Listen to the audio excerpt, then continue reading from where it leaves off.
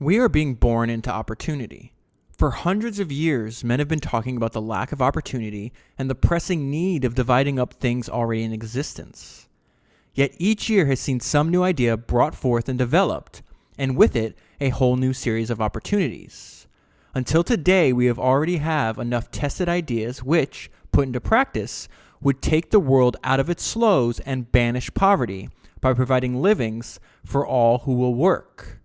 Only the old, outworn notions stand in the way of these new ideas. The world shackles itself, blinds its eyes, and then wonders why it cannot run. Take just one idea, a little idea in and of itself, an idea that anyone might have had, but which fell to me to develop, that of making a small, strong, simple automobile, to make it cheaply and pay high wages in its making. From a mere handful of men employed in a shop, we have grown into a large industry, directly employing more than 200,000 people, not one of whom receives less than $6 a day. Our dealers and service stations employ another 200,000, but by no means do we manufacture all that we use. Roughly, we buy twice as much as we manufacture, and it is safe that another 200,000 are employed on our work outside factories. That gives a rough total of 600,000 employees, direct and indirect, which means that about 3 million men, women, and children get their livings out of a single idea put into effect only 18 years ago. And this one idea is only in its infancy. These figures are given not with any thought of boastfulness. I am not talking about a specific person or business. I am talking about ideas. And these figures do show something of what a single idea can accomplish. And this has matured in less time than a child matures. What nonsense it is to think or speak of lack of opportunity. We do not know what opportunity is. So that is from the introduction of the book that I read this week and the one that I'm going to be talking to you about today, which is Today and Tomorrow by Henry Ford. And this is a book that was first published in 1926. I found this book because this idea that you and I talk about quite frequently, which is that books are the original hyperlinks, and they link us from one idea, much like the modern web, one idea to another and one person to another. I was reading, I can't even remember which book it came from, but another founder was talking about what he learned from today this book, and I didn't even know that this book even existed. I was like, wait a minute, what is Today and Tomorrow? And I've read a few books by this time, turned them all into podcasts. So if you just search Henry Ford and Founders Podcast, you can see all of them. So it was a pleasant surprise because this is another, after reading Henry Ford's autobiography, which is My Life and Work, you see that he gets right to the point. He speaks very plainly, and it's almost like a journal of sorts, where his ideas on not only the work he does at Ford, but he talks about all kinds of different topics like education and war and economics and the meaning of money and the meaning of work. And so it's like a lot of good practical knowledge for us, but also a lot of like an exposure to like his own philosophy on life, which I particularly appreciate. So let's not waste any time. Let's go ahead and get back into the book. And I just love this idea that he talked about. He's like, listen, look at what one single idea can accomplish. And it's just a reminder that there's just always new opportunities. And if you're on my email list, I just sent an email to everybody on the list. I was watching Jeff Bezos talk probably about 20 years ago. The video I was watching took place 20 years ago, rather. And he has this bizarre, and I mean that in the most flattering way possible, because I've never heard anybody else talk like this. He has this metaphor about the web's future. What's the internet future? And he's like, it's not the gold rush. It's more akin to like, he calls it the electricity metaphor. And in that, he talks about like every single new idea or every new business creates two new opportunities. So therefore, like we're not living in this zero-sum game anymore like Henry Ford was just talking about. He's like, the opportunities out here are limitless, and they're only going to multiply faster. So it's just a good reminder that there's always new opportunities. And here, Ford is echoing a very similar sentiment, 100 years before Bezos did. So he says, with the maturing of industry, a whole new world of opportunity opened up. Think about how many doors of creative activity every industrial advance has opened.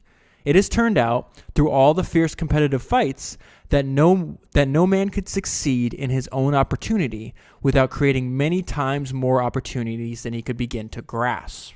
That's why I'm personally skeptical about this idea that we're going to ever get to a point where technology does everything we want it to do, and we're just going to be all sitting around with nothing to do.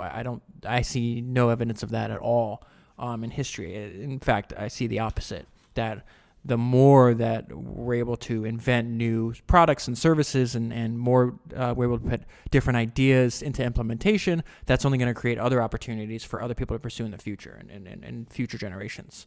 Okay, so he says, and this is something that always blows my mind, because I think I talked about this on a podcast a week or two ago.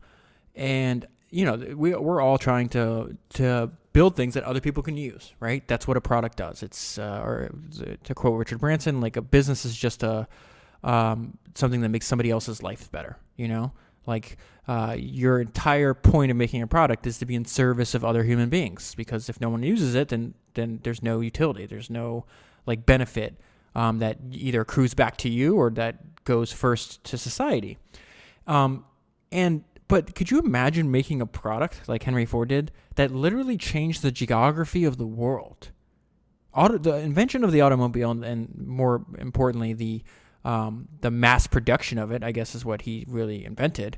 And obviously with the mass production and making it affordable for even like the average person to purchase, it literally changed the nature, like the natural physical world around us. It's such a bizarre idea. So he's talking about this. He says, what the motor car, and that's what he calls automobiles, does, among other things, quite apart from its own usefulness, is to familiarize people generally with the use of developed power, to teach what power is, and to get them about and out of the shells in which they have been living. Before the motor car, many a man lived and died without ever having been more than 50 miles from home. That is the past of this country. It is still true of much of the world. And then on the very same page, another idea that he's going to, he dedicates an entire chapter to this. He has this thing called the wage motive, which I'll get to in a little bit, but he's just like, listen, when you're running a business, like almost every single other entrepreneur we've ever talked about on this podcast, he has a focus, a fanatical focus on keeping costs low. And he's like, has just an innate distaste for waste, right? But he's like, you don't look at wages as a cost. You need to keep your costs low and your wages high. So he says, the workman has also had to be protected, and someone invented the living wage notion, and he doesn't agree with this at all of which grows out of a complete misconception of the entire industrial process. So he continues, the plain fact is that the public which buys from you does not come from nowhere. The owner, the employees, and the buying public are all one and the same. And unless an industry can so manage itself as to keep wages high and prices low, it destroys itself. For otherwise, it limits the number of its customers. And I love that because it's just, I don't, claim to speak for all of modern business, but I feel that most companies look at wages, especially if you think of like the ones that are rewarded on like a short-term focus, quarter-to-quarter basis. Like one way to squeeze out profits and to artificially inflate temporarily your stock price is to push down wages. But Henry Ford's like, this is stupid. This is very short-term thinking. Like those customers, the wages you're pushing back down are not only your own customers, but customers of other businesses. And there's no way that you can prosper with low wages. And unfortunately, I don't know we're in a weird, if you think of the macroeconomic environment where we're just in a bizarre time in history. So I have no idea how this is going to play out. But I would just say that if you're in a position where, that's why I always say the best description of entrepreneurship, besides that Peter Drucker quote, which I really love and always reference, that entrepreneurship is not an art or a science, it's a practice. The best one I've ever heard is describing entrepreneurship is really, it's an out of money option. And if you're in an environment where you think that you're not getting compensated commensurate with the amount of skill and talent that you bring, and that's what most entrepreneurs believe. If not, they'd go get a job because they'd be like, oh no, the market has already accurately assessed the value that I bring to society, so therefore I'm willing to take a job. That's what you're doing when you have a job. Entrepreneurs are saying, no, the market is mispriced. It's mispriced, and I'm going to prove that by delivering value and then collecting a part of that value, right?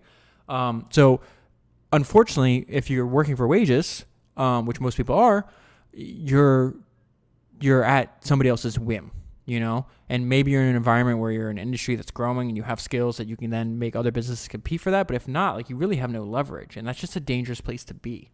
So again, if you're personally in that situation, find a way to work for yourself. And if you're already working for yourself and you're hiring people, just hire. And Ford's going to hit on this over and over and over and over and over again in this book, that like if you're artificially suppressing the wages you're paying, he's like, you're getting lower quality work. That lower quality work, you think you're saving money today, but you're really going to pay for it much more in the long term.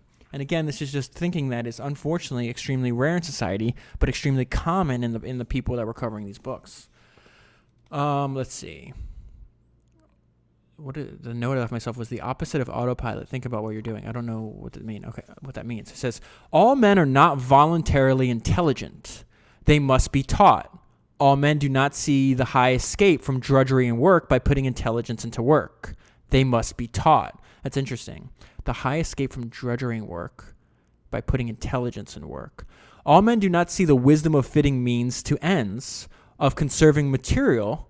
And he always talks about material. This is such another unique idea. I'm going to say that over and over again because this guy it makes sense why so many of the entrepreneurs that we admire today study and admire him. He's birthed so many founders that are using his ideas, and you can see why. So he considers, I'm going to reread and start this part over in a second, but this is important.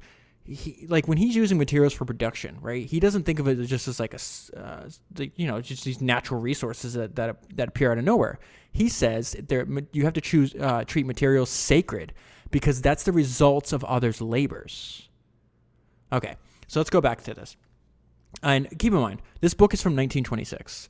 He's going to use the word men. This applies to women, applies to everybody. It's just not this. It's just at his case, like, I don't even know if he had any women working for him. So when you hear that, just in our day and age, it's people. So it said, all men are not voluntarily intelligent. They must be taught. All men do not see the high escape from drudgery and work by putting intelligence into work, and they must be taught. All men do not see the wisdom of fitting means to ends, and he's going to talk about this. You need to start with what is your objective in business, and I'll cover that in a little bit. Of conserving material, of saving that most precious commodity, something he repeats over and over again, time. They must be taught. So he's saying, listen, really think about what you're doing. Now my own note makes sense to me. The next section, every business or product exists to serve customers. This is priority number 1. Again, something that should be, if you've listened to a bunch of these, you see that trend over and over again. We look at how a serving corporation. So he makes a distinction in the book, difference between a business that's set up to serve its service to like the general population, its customers, and those serving money. He hates the ones that are serving money. So he considers what he's doing a serving corporation. If we look at how a serving corporation comes into being, first of all, it has to be designed to furnish some service. The corporation has to follow the service. The service does not follow the corporation. The design is what counts. Everything in this world, to be made rightly, has to follow a design. And time spent in getting a thing right is never wasted. It is time saved in the end. So he has it's no wonder. Remember the podcast I did by Mark Spitznagel, the book, The Tao of Capital, had this huge element about, listen, do not just think about time as in the present. You have to look at it in a spectrum. And he called, I said, if you read that book, and I recommend it because it's just mind-blowing, the classic example of how to look at time from an entrepreneur's perspective, because Mark is doing it as an investor, he referenced Henry Ford. I could have easily just taken all the quotes and passages out of that book and made an entire he's talked about so frequently, I could have made an entire another podcast just on the Henry Ford part. It makes perfect sense when you study how Henry Ford thinks, and that's another example. He's like, listen, time. Everything has to do with time. And then this whole idea about design, I don't know who said it. Maybe it's Abraham Lincoln. I don't remember, but the famous quote's like, listen, if you give me 6 hours to cut down a tree, I'll spend the first four sharpening the axe. That's exactly what Henry Ford's saying here. He's like, listen, start with what you want to do, then put the time and effort up front into designing it. You're not wasting time by spending time on the design. Because if you don't do that at the beginning, you're going to pay for it at the end, and it's going to be much more costly. Okay. A simple but not easy guiding principle. The test of the service of a corporation is in how far its benefits are passed on to the consumer. So again, focus on serving the customer, number one, and then trying to spread that benefit as much as you can. So the way Henry Ford did that, it was by lowering cost, increasing wages, and now he lives in a different age, obviously, than we do. You needed to you needed to have the economies of scale back then to lower the prices. Now you can do the same with much smaller companies because of the transition that we're going in from the analog to digital. Putting profit above service leads to inevitable death. Okay, let's see what he means here. Business must be run at a profit. I skipped that. Sorry. Business must be run at a profit, else it will die. But when anyone attempts to run a business solely for profit and thinks not at all of the service of the community, then also the business must die, for it is no longer has a reason for existence. The profit motive, although it is supposed to be a hard-headed and practical, is really not practical at all, because it has its objectives the increasing of prices to the consumer and the decreasing of wages, and therefore it constantly narrows its markets and eventually strangles itself. That accounts for much of the difficulty abroad. He's talking about all the stagnation in other parts of the world at this time, and right there is a good maybe one paragraph description of Ford's guiding principles on how he wanted to conduct business. Ford, like many people that we've studied in history, warns us to be wary of debt. And he says, another rock on which business breaks is debt. Debt is nowadays an industry. Luring people into debt is an industry. The advantages of debt have become almost a philosophy. And as you could guess, he does not agree with that philosophy. The debt motive is basically a slave motive. When business goes into debt, it owes a divided allegiance. This is so important. The scavengers of finance, when they wish to put a business out of the running or secure it for themselves, always begin with the debt method. We talked about this last week. Like, why do so many people that they're already financially set choose to sell their businesses to Warren Buffett and Charlie Munger? Because they know if they sell to Warren and Charlie, they'll reap the benefit, but Warren and Charlie want them to keep running their business. They want it to see exist. A lot of people in, let's say, private equity will buy that business, load it up with debt, sell it off for parts. They'll make a lot of money in the process, but the business dies. And if you've spent your whole life, think about why this advantage accrues to people like Warren Buffett and Charlie Munger. Like, if you spent your whole business, your whole life building up this business, you have an intimate relationship with your employees, your intimate relationship with your customers, you don't want to see that happen. So of course you're going to go to them. And so that advantage accrues to them. All right, so once on that road, the business has two. This is such a good point. Once on that road, the business has two masters to serve: the public and the speculative financier. It will scrimp the one to serve the other, and the public will be hurt, for debt leaves no choice of allegiance. Business has freed itself from domineering finance by keeping itself within its earnings. Just good old practical old school knowledge from Henry Ford here. This is Ford on profits, long-term thinking, and resourcefulness. Profits may be stupidly fixed and stupidly used. If so, they destroy their source and vanish. A business which charges too high a profit disappears about as quickly as one that operates at a loss. The duty of every manager of industry is to encourage business by making it easy for people to obtain what they need at a price they can afford. Interesting. To hold up prices is to tax the people more heavily than a government ever could. Good management pays dividends in good wages, lower prices, and more business. It is very bad management that can see in a revival of national ambition only an opportunity to lay heavier burdens on the spirit of enterprise. This ought to be self-evident. Nice quote here. Here we go. No one who gets rich quickly stays rich. Going into business just to get rich is a waste of effort. We do have a type of business whose only objective is the swelling of someone's personal fortune. A business which exists to make one man or family rich and whose existence is of no moment when this is achieved is not solidly founded.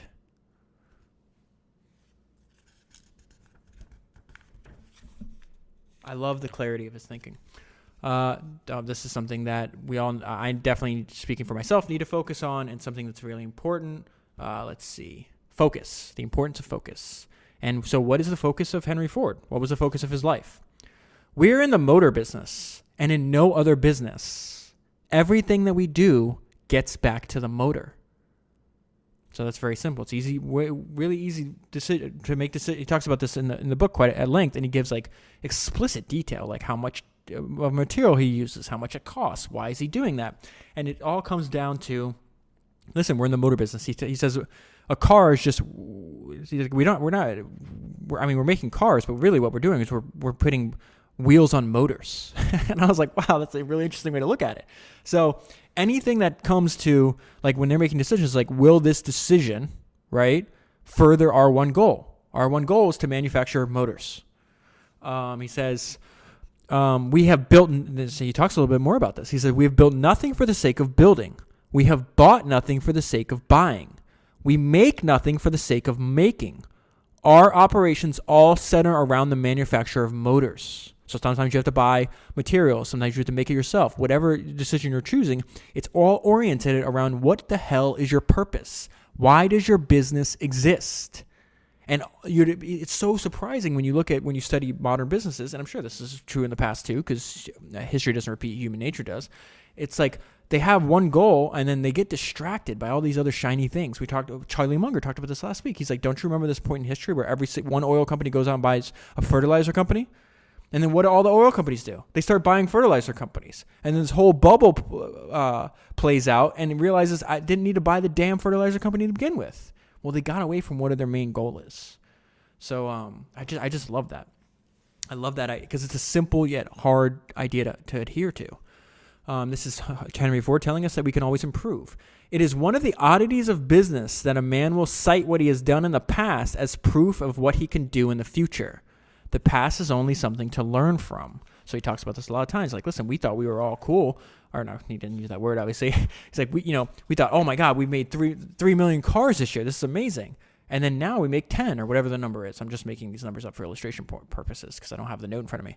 And he's like, just listen, learn from the past, but don't think that's the apex of human achievement. You can improve on that constantly. And he's going to keep, a few pages later, he keeps hitting on this point that things can always be improved. The only tradition we need to bother about in industry is the tradition of good work. All else that is called tradition had better be classed as experiment. What a good frame for your mind when you're analyzing the past. Like, these are just experiments. These are results of experiments. There's ideas that we can take away that are good, ideas that are bad that we don't want to replicate, but it's not the end of human progress. It seems hard for some minds to grasp this. The easy course is to follow the crowd, to accept conditions as they are. But that is not the way of service. It is not the way of sound business. It is not even the way to make money. Of course, any man may, following this line, fall into a bit of good luck and make $1 million or $2 million, just as a gambler sometimes wins heavily. In real business, there is no gambling. A real business creates its own customers. I love that idea. Our own attitude is that we are charged with discovering the best way of doing everything, and that we must regard every process employed in manufacturing as purely experimental. We do not make changes for the sake of making them, but we never fail to make a change once it is demonstrated that the new way is better than the old way. We hold it our duty to permit nothing, to stand in the way of progress. It is not easy to get away from tradition. That is why all our new operations are always directed by men who have had no previous knowledge of the subject and therefore have not had a chance to get on really familiar terms with the impossible. So this is another way of, he has this famous quote that he never employs experts in full bloom, and he's talking about that right here. He's like, listen, they're always directed by men who had no previous knowledge of the subject and therefore had not had a chance to get on really familiar terms with the impossible. A lot of times, experts in industry, they're experts on what is not possible based on their own collective knowledge. But when you have somebody that's just brand new, they approach it from a different way that the people already in the industry have not been taught, and they wind up finding these weird improvements that no one thought about. No operation is ever directed by a technician, for always he knows far too many things that can't be done. Our invariable reply to it can't be done is go do it.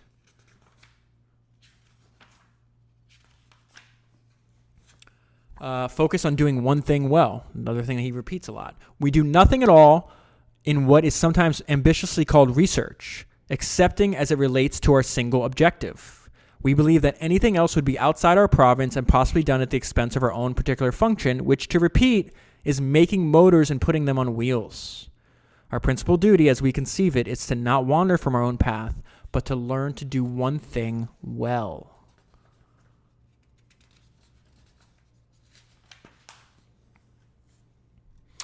This is a worthy way to spend your time.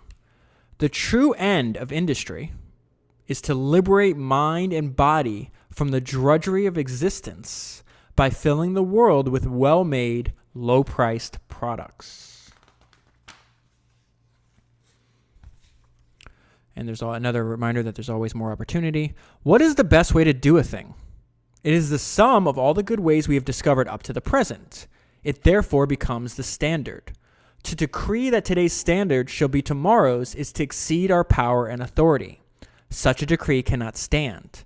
We see all around us yesterday's standards, but no one mistakes them for today's. Today's best, which superseded yesterday's, will be superseded by tomorrow's best. That is a fact which theorists overlook. Ford spends quite a bit of the book talking about what he believes, like what proper business management is. So this is a good way to think about what, Ford's basic thoughts on what management actually is. We look upon industry largely as a matter of management, and to us, management and leadership are quite the same. We have no patience with the kind of management that shouts orders and interferes with instead of directing the men at their work. Real leadership is unobtrusive. Our aim is always to arrange the material and machinery and to simplify the operations so that practically no orders are necessary. This is kind of echoing that famous quote by Jeff Bezos. Like, most companies are trying to figure out how we can communicate better. He's like, no. The fact that you're communicating is a sign of dysfunction. It's an actual sign that you have not communicated properly with other areas in the organization how to get what they need from you. So he says it's much better that if there was no communication. Like, what's the best customer service of a company? Never having to contact customer service. So he's kind of echoing that here. He's like, to simplify the operations so that practically no orders are necessary. Unless management begins on the drawing board, it will never get into the shop. Each man and machine should do only one thing. And then this is Ford, his relentless focus on costs. Once we had large supply rooms and men lined up at the windows to get their tools. That was waste. We found it often cost 25 cents worth a man's time, not counting overhead, to get a 30-cent tool. With that, we abolished the central tool room. So what he does there, he just reverses. Instead of or employees waiting in line to get their tools, they have a separate separate set of employees that bring them to him. And he goes into this whole chapters about all the different ways they were just, again, focusing on seconds. So you could save a ton of money in the future because of how big his operation got. So it winds up paying dividends. Same thing where they made everything waist height. So they realized if somebody had to bend down or move or in a position, they'd work slower. So again, you don't over optimize at the very beginning. First he started on a shop doing it rather crude. Once he got it down, then he had a relentless focus on optimization, especially when it comes to costs and time and the relationship between the two. Okay, so this is an example that founders tend to have extreme personality traits, and he's got an entire chapter he titled "The Meaning of Time." Okay, this kind of goes back to what I was talking about with the Tao of Capital, and this is an example of, Henry Ford's an extreme character, or was an extreme character.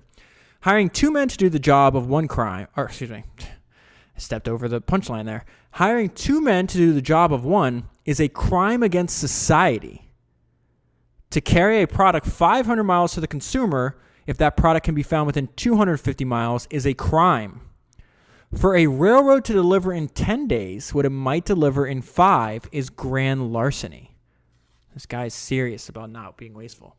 It is not possible to repeat too often that waste is not something which comes after the fact. Restoring an ill body to health is an achievement, but preventing illness is a much higher achievement. Picking up and reclaiming the scrap left over after production is a public service, but planning so that there will be no scrap is a higher public service. Time waste differs from material waste in that there can be no salvage. The easiest of all wastes and the hardest to correct is the waste of time, because wasted time does not litter the floor like wasted material. In our industries, we think of time as human energy.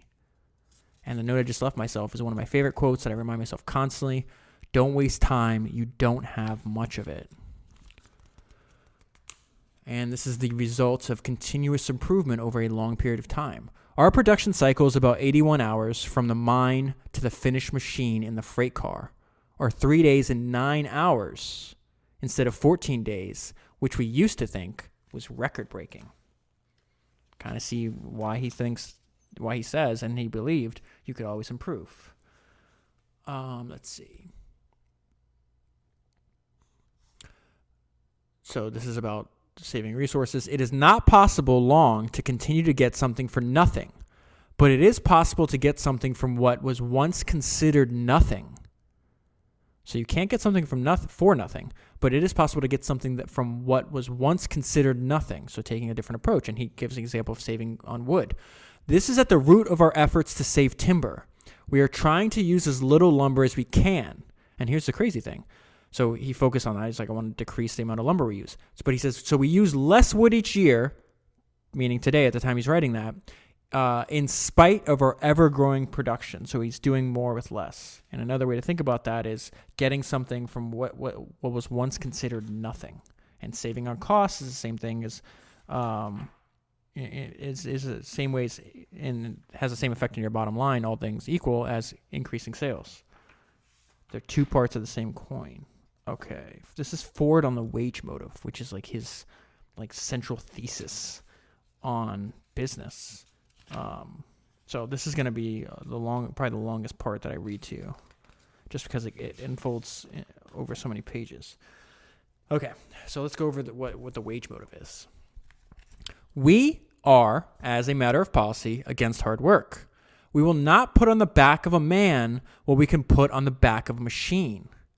There is a difference in a man working hard and hard work.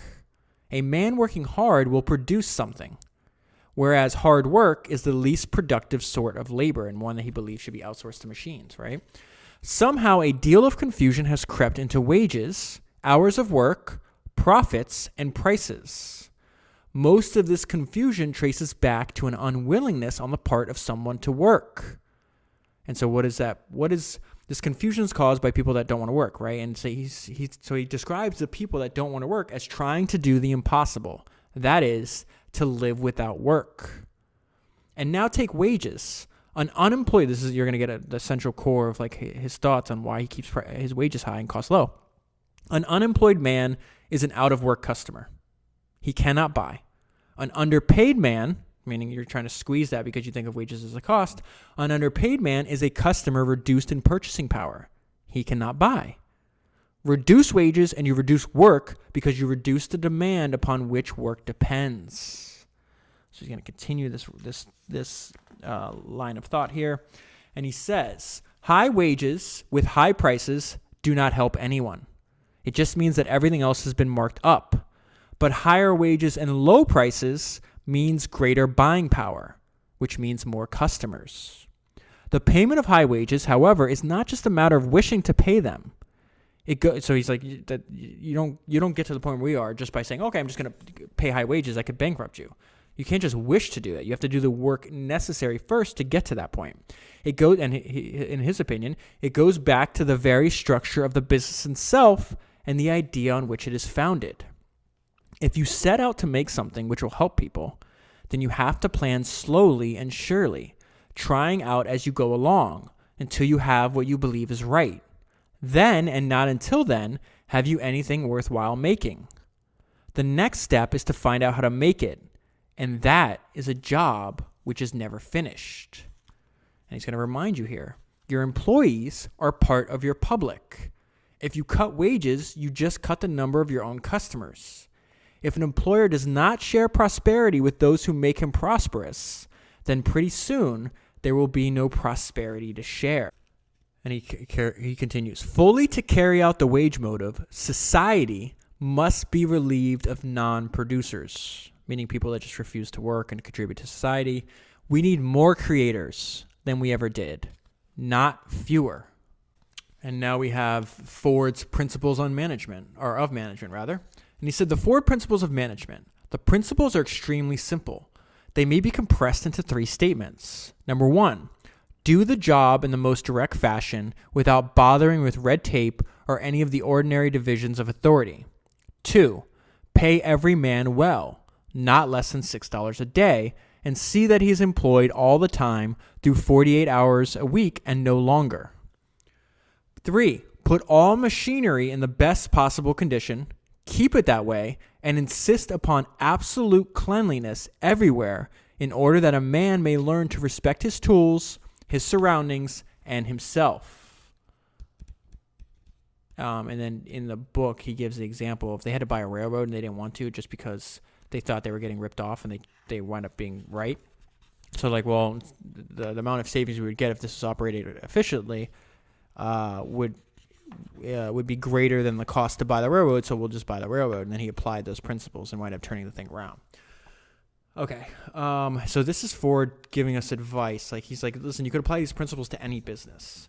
And something that is important to him was that, because it's the way I say it's important to him is because he repeats it over and over and over and over again, is that you have to the very first step, you have to think about the kind of business you want. Like, really spend a lot of time sharpening the axe, if you will. Think about what you want to do, and like not only the product you want to make, but how you want your business to be organized. So he said, at first we could do little. Then gradually we could do more and more. And today we are able to do a great deal. Although we have more ahead to do than we have behind us done, we are going forward all the time.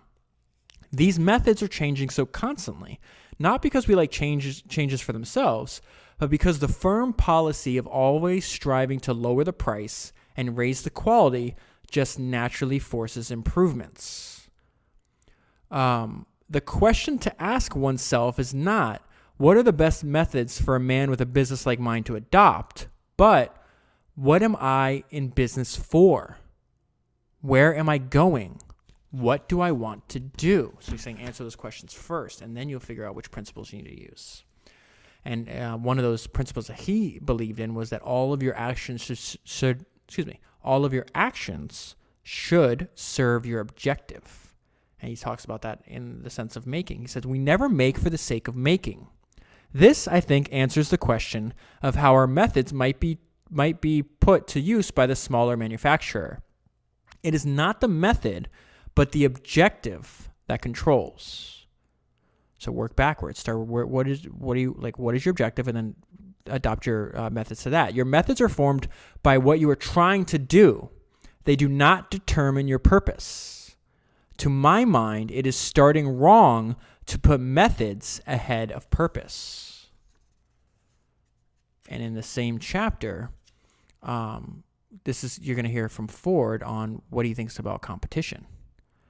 It is doing anything in less than the best way, not competition, that matters. If we do that which is before us to do in the best way that we know how, that is, if we faithfully try to serve, we do not have to worry much about anything else.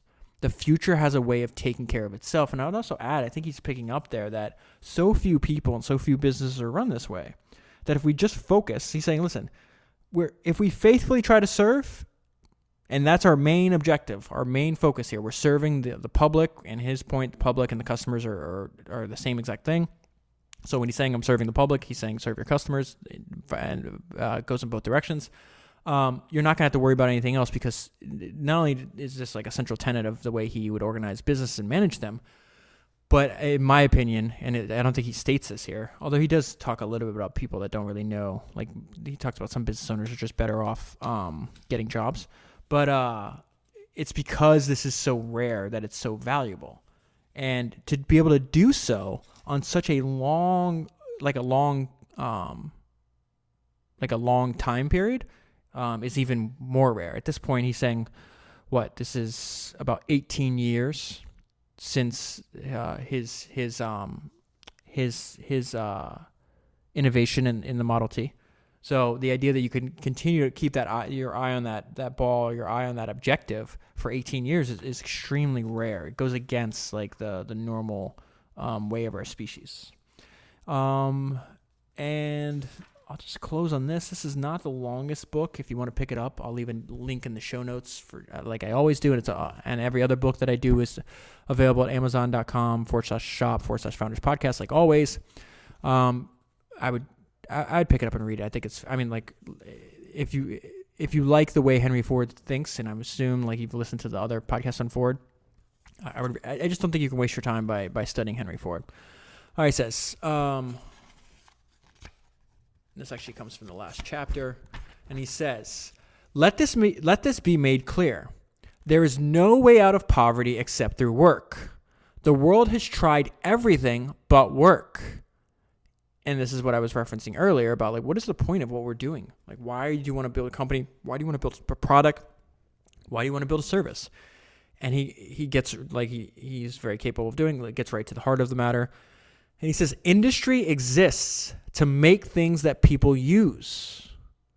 I just love that sentence, and the way, again, what I just mentioned earlier, how Richard Branson says a business is just something, a product or service that makes somebody's life easier or life better. There is nothing in business itself that necessitates failure, but men who enter business unprepared by training in its special points take failure with them. Business never fails. Only men do that. The way into business is through the door of work. I love that quote. All right, and that's where I'll leave the story. If you want to pick up the book, I got the this paperback version. It's like this really tall version. It's Today and Tomorrow by Henry Ford, Timeless Wisdom for a Modern Digital Age. But there's a bunch of, this book's so old, like there's a bunch of other like independent printers. So just choose whichever one that you like. There's probably an audiobook version of this, which I thought would probably be interesting. I'd imagine it's available. I haven't confirmed that though. So I'll leave, and if you want to buy the book, obviously, and support the podcast at the same time, I'll leave a link in the show notes. And I would say, in case you're not on my private, on my personal email list, is David's Notes. I take notes on entrepreneurship, just like I take notes. So basically, like when an entrepreneur speaks, I listen, I take notes, and I email you the notes. It's really all there is to it. If you aren't on it yet, let me just tell you some of the ideas. Like people that I've recently taken notes on. So there's Mark Andreessen and Ben Horowitz talking about the difference of entrepreneurs today and maybe in the past. That went out. I took notes on Jeff Bezos and the electricity metaphor for the web's future, which I referenced earlier. Bill Gurley on all things business and investing. Bill Gates on advice for founders, his mistakes and philanthropy. An interview with Patrick Collison, the founder of Stripe, who's a really unique and interesting thinker. Another podcast on Bill Gurley on why the abundance of capital is today's biggest challenge and the right way to think about market size when assessing opportunities. Peter Thiel on monopolies, entrepreneurship, and society. Matt Mullenweg, the founder of WordPress, on the operating system for the open web, which I found interesting. Charlie Munger's commencement address he did about 15 years ago on USC. A podcast with Elon Musk talking about Tesla and autopilot, very fascinating. Another video titled "Running Your Startup" by Patrick Collison again. Notes from Naval Ravikant's appearance on the Joe Rogan Experience, which is really fascinating. That's actually a really long note. Mark Andreessen on change, constraints, and curiosity. It just goes on and on and on and on. I have over 5,000 individual notes in the archive if you want to go look at that. But anyways, you can just go to davidsnotes.substack.com. I'll leave a link too. You can go through the archive if you want. It's that URL /archive. But if you just want me to email you the notes every time I do notes, then join that email list. Thank you very much for your support. I have something coming just for Misfits soon. And it's just additional podcasts I'm going to be doing in addition to every other one that you guys are getting exclusively. I'm doing the history of American technology from 1976 to 1860 maybe. I don't have the book in front of me. Do I? No, I don't have the book in front of me. So that's coming. And then I'm doing, oh my goodness, I got myself in a pickle here, man. I'm doing all the Berkshire Hathaway shareholder letters, and that's going to be just for you guys as well. So that is a monster. That is, I don't want to, if I had to guess, and I don't know for sure, but I'm pretty sure that's going to be the longest podcast I've ever done by a long shot. And of course, that's only going to you. Thank you very much for your support. Thank you for listening, and I'll talk to you next week.